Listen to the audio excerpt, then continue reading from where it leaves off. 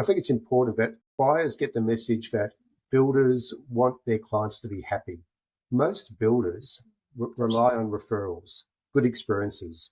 It might be that you only have one home built for you during your life, but you're probably going to be going to a lot of barbecues. Avoid those bandits, but you might be going to a lot of barbecues and talking to your friends about the way your home was built.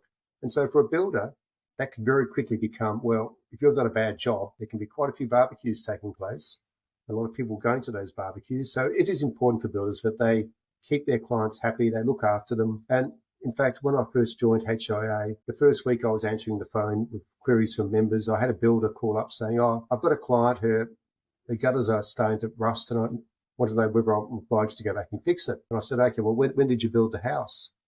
16 years ago. I said, okay, well, no, you don't technically. There's a 10-year comment if you've done bad work, but you don't have to go back. And he said, but it's a client. I built for her 16 years ago and she's a nice lady and I want to help her.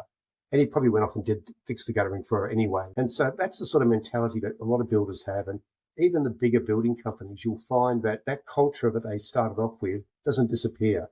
It's still there.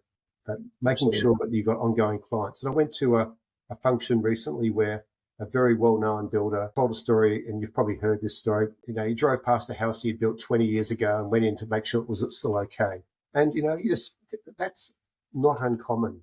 And I think buyers need to understand that, yes, you get these horror stories in the media about dodgy builders who have done terrible work. But like anything in the media, it's usually, medias sell newspapers or don't get clicks nowadays by having stories about good things. All the good stories, all those thousands, tens of thousands, hundreds of thousands of homes being built in Victoria, happily occupied, happily being used.